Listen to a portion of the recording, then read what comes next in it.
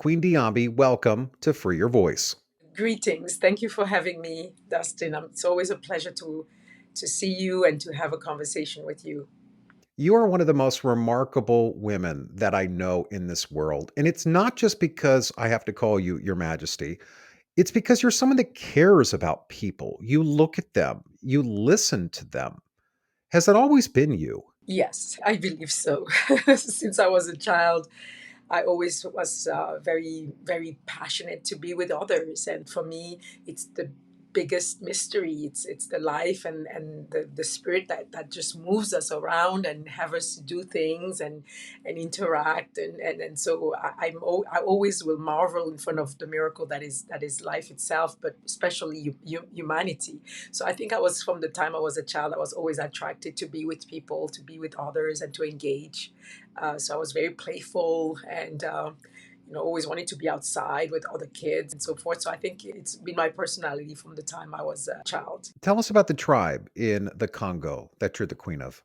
Queen Diambi Kabatusuila Mwata, Mukalinga Mukaji wa Nkashama, wa Bakwa Luntu wa Baluba wa Kasai wa Congo. So this is a long, That's a long. tongue twister. I really Yes. thank you for allowing me just to say Queen Diambi. So Yes, thank you. they say Queen Diambi of Congo, to kind of like, Yeah. contract everything because all the things in between really means my name.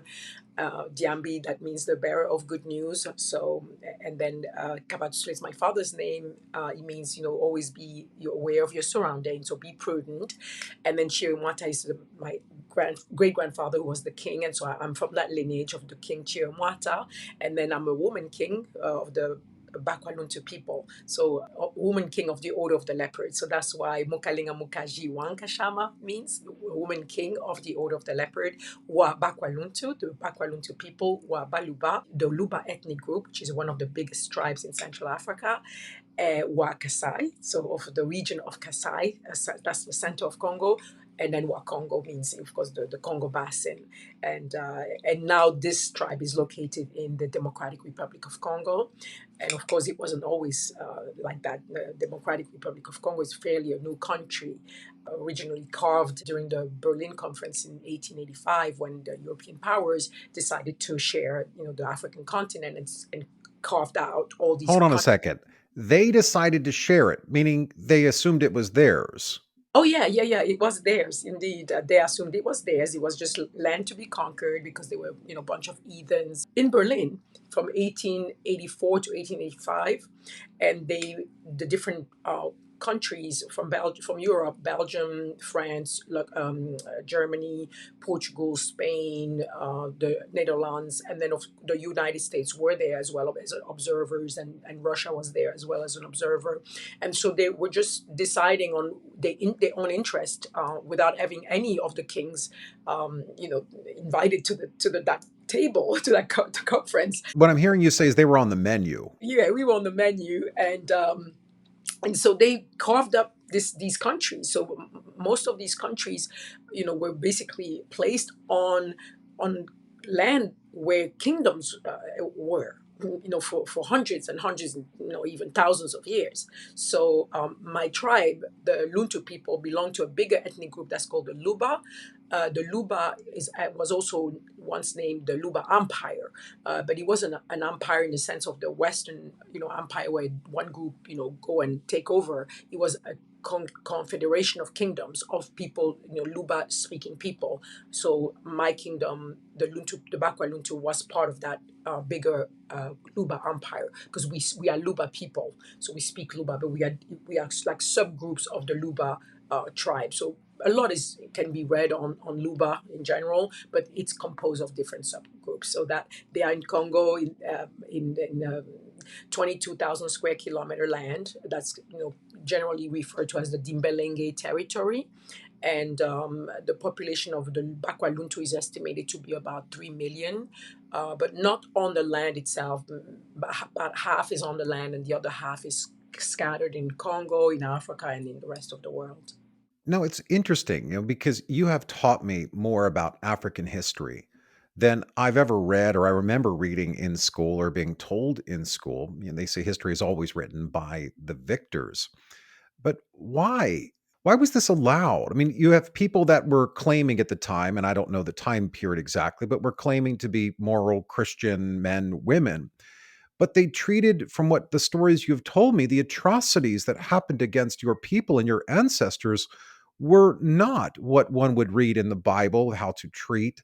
Again, Old Testament, a little different than New Testament. Um, but why was this happening? I think it's because the interest, people's economic interest, oftentimes supersedes, reason and humanity and the capacity to see others as a self, as a reflection of self. So yes, the reason why the story is not told because it's a horrific story. It's not something people can be really proud of as a heritage, and I think that this is really one of the reasons why that story has not been told. But also, I think it's because at the time that these things were going on, it was part of a propaganda to make it believe that there was a void in Africa, and then people in Africa were not educated, and they were just they needed civilization, and so it was kind of giving a justification to be there and conquer and take over, and then mistreat people and kind of like take the humanity away, or try to take the humanity away, because at the end of the day it's the people mistreating other humans that are less of humans when, Sure. when you look at it. But I think it's really a big story, and it's not very simple to just explain. It's very complex. I believe that when you look at the Europeans, the history is paved with wars and conquests, and even before, I mean, they went and did that in Africa. Europeans, were masters at fighting themselves first.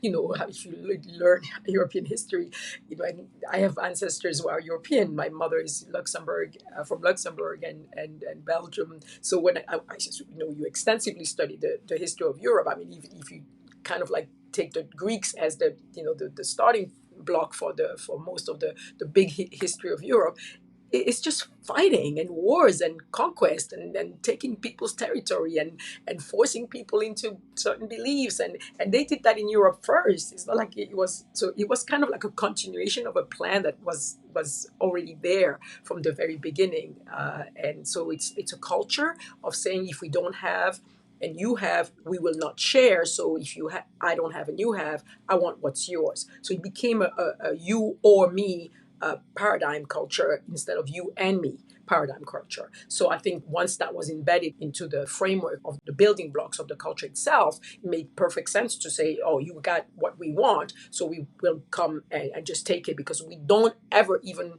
consider that we could collaborate and work together, and then maybe you can help me acquire, get what I need. So I think that's probably one of the reasons, but everything else around that is a wrap of propaganda to justify the unjustifiable, and so yeah, that's what I believe, that why there is like such a huge omerta on Africa until this day, yeah. So, in the United States, a number of years ago, and for our listeners, you'll remember there was this movement that began called Black Lives Matter. When this was happening, how did you perceive it, and what is your feeling on it? For me, it's a bit sad that we have to still, up to till this day, distinguish Black lives from any lives. What have we not done? What are the steps that we haven't taken so that those kind of statements would be completely obsolete? Mm. So yes, it's important to awaken people and say, listen, there are many things in our societies that are not going well, and we are a work in progress. It's fine. I'm not saying that we have to be perfect. Life is a work in progress, and we will always continue to improve. And sometimes, in some arenas, we might not improve, but actually, go and degrade. So there is, Yeah. it's a life is a movement, it's a perpetual movement. But in this day and age, I think that the reason why we still have to, pose these statements is because we have not addressed certain very, very fundamental issues of the building blocks of the American society, and then just not American society.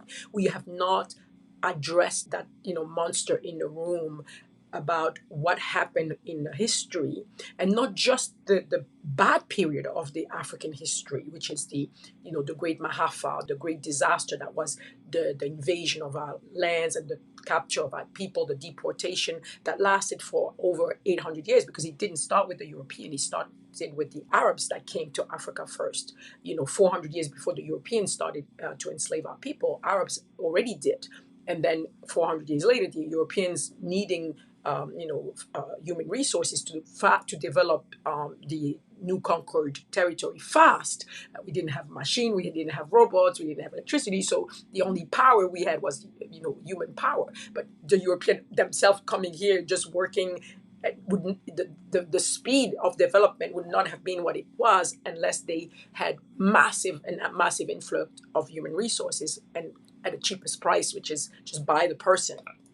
So that, and also of course on the other side of the continent, what was required to make that happen, so a lot of pain and suffering, and then colonization. So those are things like there's like a cancer that is not being addressed for me. I think that we have not created sufficient safe spaces for everyone who are the descendant of this inherited history to really talk about this and to really learn about this in a way that our truth is in plain sight, and that we can make resolutions together to move forward, and so that we can now cauterize those scars and those wounds, and then move on and Yeah. heal together, because I believe the healing has to happen on both sides of this equation, because if not, it cannot work. So I believe that yes, some inherited a very heavy burden of the pain body of transgenerational trauma, and also a negative image, subsequently being victimized twice,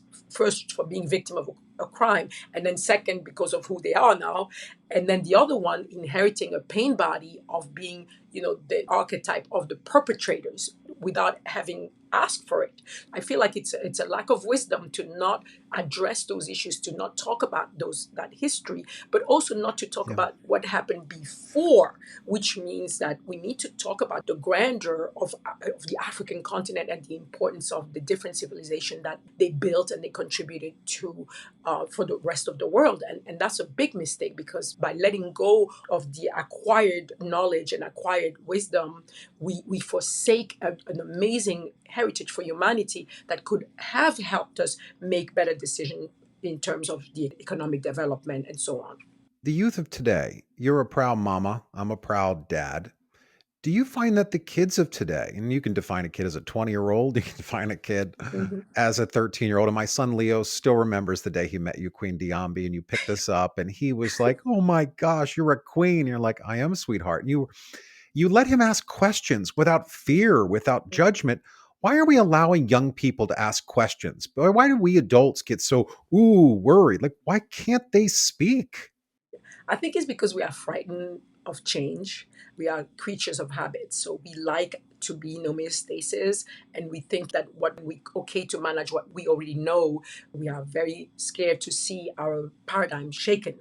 The young people, I believe that they have the ability to see the holes in all this, and they come in our tradition. They don't come you know new. They come as ancient souls that have already been in the life cycle from the very beginning. So they come here with fresh bodies and a fresh set of eyes, but they have innate wisdom that allows them to see the holes in the way we have built our societies. And so they do ask extremely pertinent questions. And also that's, for me, my future. When I look at them, I see my future, and I'm extremely hopeful and optimistic, because I think that they are now more and more demanding that we tear down those barriers. And I saw my own children play video games with kids that were in Oman, or kids that were in Beijing, or kids that were in New Zealand, and they became friends through all those medium. They conglomerate around their interests, and it doesn't matter where they come from, what language they speak, what religion they are, what color they are. And so initially, when you leave them in that space, they are very open and they recognize the humanity in each other. But we then teach them otherwise, because we're afraid that the paradigm might change, because we are afraid of what we don't know. But I love to reassure people and say, it's going to happen, we want it or not. The change is are inevitable because, of course, we don't live like we used to live 100 years ago. Thank God for some things, and oh my God, for the others, I'm so sorry because we're destroying our environment and nature, for other things. But so it's always a give and take as we progress. Every society will have its imperfections and will have its amazing accomplishments. We live in a paradigm of balance, and that's what we have to understand. But they have a right to decide what is homeostasis for them. And I think that a lot of the young people that I meet every single day and I see them interact with each other, and I'm loving it because it's like the more we are connecting with each other, the smaller the world becomes and the smaller the distance between us becomes. It does feel that way, Queen Yes, Diambi, that we're all so close to each other, that there is this 7 degrees of separation, that we are family. And you told me this, and I didn't know. I guess I didn't study the beginning of all things, but you had told me that Africa was our mother, absolutely, that absolutely. it began in Africa. Yes, we all, yeah, it is our mother, and it's not stressed enough. And especially, I mean, yeah, they say, Africa, the cradle of humanity. That's what they're kind of like the cliche phrase that they give, but they don't give you perspective. They say, oh, No. yeah, cradle. So you imagine, yeah, we started there and then we left. But I like to always use an analogy to give perspective. So I said, imagine humanity if humanity was 100 years old today. Well, she left Africa when she was 80 years old. Mm. So it kind of like gives you now perspective. Like for 80% of humanity's life, the only home we had as Homo sapiens sapien was the continent of Africa. And of course, some of us started to leave, then. But even those who left, they didn't leave empty handed after over 300,000 years of living.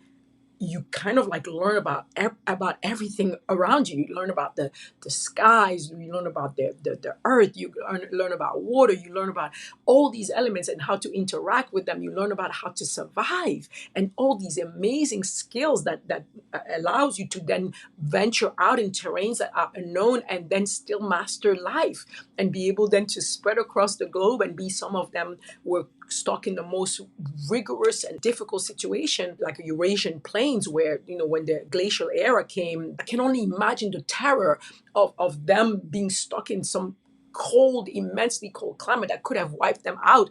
But Mother Nature again intervened and then made some changes that allowed them to survive, even in the worst conditions. So I always look at that as a testimony of our amazing resilience. But we did leave with those tools. We didn't leave empty handed. And then that's where I love to tap into when I connect to someone else, because in a way, we are all distant cousins. So I always look at anyone as a family member. That's why I feel so much proximity with everyone I meet, regardless of where they are. And final question, Queen Diambi. What are you learning today? Today, I'm learning that it's okay to just be. I don't have a particular ambition to do anything. I think that being who I am and expressing that is what is at the core of what life is really about. And then when we are really anchored and when we get in touch with that basic and fundamental knowledge, then life meets us so that we can deploy the promise that we are born to become. And so too much emphasis is made on achievements and doing, and so that kind of like almost pushes to human doing rather than human being. So I have accomplished a lot, but I guarantee you, my dear friend, it's because I decided that I wasn't in command. I decided that to let life live me instead of me living it. And I think it's, for me, the most fundamental truth. I'm not saying it's easy like that, but I'm saying that it's when you know that coping with the hardships and the discomfort of life comes with, more solace that, you know, we are okay. We are okay. And it's fine not to be perfect. It's fine not to achieve, but every life is precious. Thank you for freeing your voice. Thank you for having me today.